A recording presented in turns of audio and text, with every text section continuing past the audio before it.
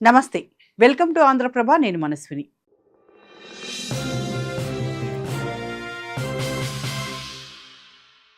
Bharat, European union దేశాల మధ్య జరిగిన ట్రేడ్ డీల్‌తో బంగ్లాదేశ్‌కు చుక్కలు కనిపిస్తున్నాయి. ఇప్పటివరకు ఆ దేశానికి వెన్నెముకగా నిలిచిన టెక్స్టైల్స్ పరిశ్రమను భారత్ పట్టుకుపోతోంది. తద్వారా తీవ్ర శాంతి భద్రతల సమస్యలతో పాటు విద్యుత్ సరఫరాలో అంతరాయాల వంటి అనేక ఇబ్బందుల మధ్య కొట్టుమిట్టాడుతున్న బంగ్లాదేశ్‌కు ఇదొక శరాఘాతంగా మారుతోంది. మొత్తంగా ప్రపంచంలోనే అతిపెద్ద టెక్స్టైల్స్ మార్కెట్ అయిన యూరోపియన్ యూనియన్‌లో భారత్ ఎంట్రీ ఇస్తోంది. ఈ మార్కెట్ వాల్యూ $250 బిలియన్. అందులో బంగ్లాదేశ్‌కు ఇప్పటి వరకు 16% అంటే $30 బిలియన్ ఉంది. అదే సమయంలో భారత్‌కు 5% మార్కెట్ వాల్యూ అంటే $8 బిలియన్ ఉంది. ఈ 8 కాస్త 30కి చేరాలని భారత్ ఉవ్విళ్లూరుతోంది. తద్వారా మన దేశంలో టెక్స్టైల్స్ పరిశ్రమ వృద్ధి చెందడమే కాకుండా బంగ్లాదేశ్ను దివాలా తీసేందుకు సైతం ఇది ఉపయోగపడనుంది. తాజాగా ఇరు దేశాల మధ్య జరిగిన ఈ డీల్లో భారత్కు టెక్స్టైల్స్ విషయంలో 0% టారిఫ్లకు యూరోపియన్ యూనియన్ ఒప్పుకుంది. ఇప్పటి వరకు ఇది 7 నుంచి 12% ఉండేది. అదే సమయంలో బంగ్లాదేశ్, వియత్నాం దేశాలకు 0% ఉండేది. అందువల్లే బంగ్లాదేశ్లో టెక్స్టైల్స్ పరిశ్రమ భారీగా వృద్ధి చెందింది. ఎంతగా అంటే ఆ దేశ జీడీపీలో 13% ఆదాయం ఈ రంగం నుంచే వస్తుంది. దాదాపు 10% మంది జనాభా ఈ రంగంలోనే పనిచేస్తున్నారు. బంగ్లాదేశ్ ఇండస్ట్రియల్ ఉద్యోగాల్లో 45% ఉద్యోగాలు ఈ పరిశ్రమ నుంచే వస్తోందంటే యూరోపియన్ యూనియన్ నుంచి ఆ దేశం ఎంతగా బాగుపడిందో అర్థం చేసుకోవచ్చు. ఈ పరిశ్రమలో పేరుకే విదేశీ బ్రాండ్లు మనకు కనిపిస్తాయి.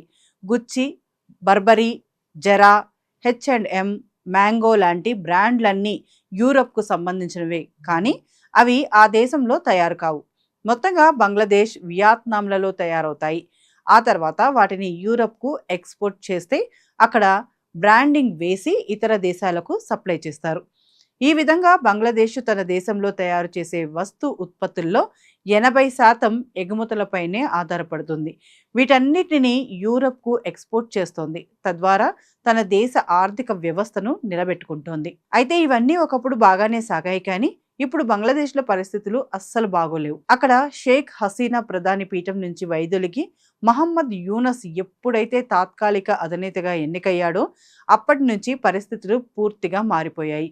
ఆ దేశంలో శాంతి భద్రతల సమస్యలు తలెత్తాయి. పెద్ద ఎత్తున అల్లర్లు జరుగుతున్నాయి. మత ఉన్మాదపు సంస్థలు ఆ దేశంలో రాజ్యమేలుతుండడంతో వస్త్ర పరిశ్రమలను నడిపేందుకు అవకాశం కలగడం లేదు. అంతేకాకుండా మహమ్మద్ యూనస్ ఆదాని పవర్ ప్లాంట్కు ఇవ్వాల్సిన బకాయిలను సైతం చెల్లించలేదు.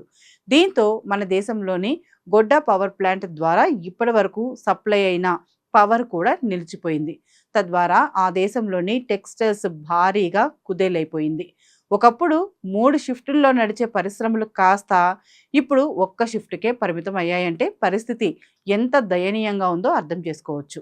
ఇప్పటికే యూనస్ ప్రభుత్వం వచ్చిన తర్వాత ఒక్కొక్కటిగా పరిశ్రమలు మూతపడుతున్నాయి.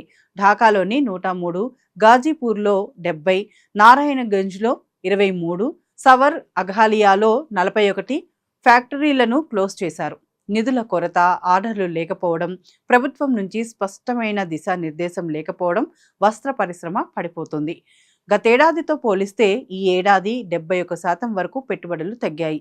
ప్రభుత్వం కూడా ఆర్థిక పెట్టుబడుల కోసం ఏం చేయడం లేదని వ్యాపారులు వాపోతున్నారు.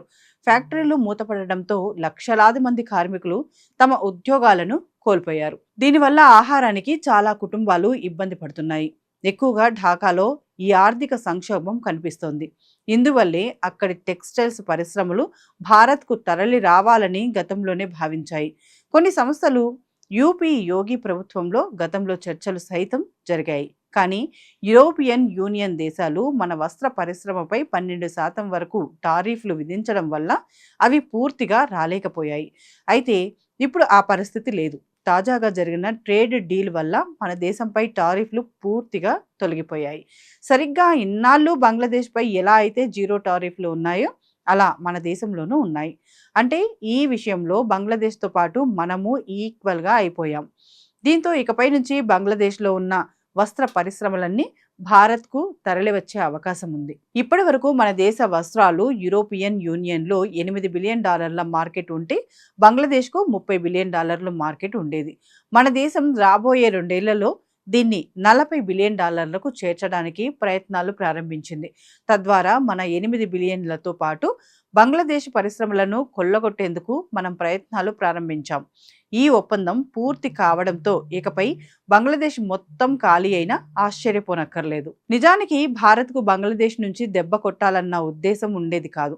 గతంలో షేక్ హసీనా అధికారంలో ఉన్నప్పుడు మన దేశం ఇలాంటి ప్రయత్నాలు ఎప్పుడూ చేయలేదు. కానీ ఇప్పుడు ఆ దేశంలో అధికారంలో ఉన్న మహమ్మద్ యూనస్ మన దేశాన్ని ఏకంగా విభజించాలనే కుట్రను పన్నుతున్నాడు.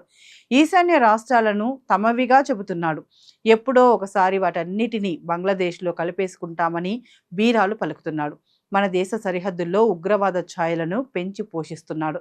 ఒకవైపు పాకిస్తాన్ ఐఎస్ఐతో పాటు ఆ దేశంలో ఉగ్రవాదులను తన దేశానికి ఆహ్వానిస్తున్నాడు. భారత్కు కీలకమైన చికెన్ నెక్ కారిడార్కు అత్యంత దగ్గరలో ఉన్న లాల్మో నిర్హాట్ ఎయిర్ బేస్ దగ్గరికి చైనాను తీసుకువస్తున్నాడు.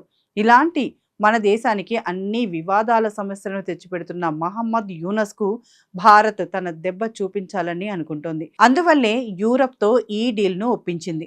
తద్వారా ఇప్పుడు బంగ్లాదేశ్ జుట్టును మన చేతుల్లో పెట్టుకుంది.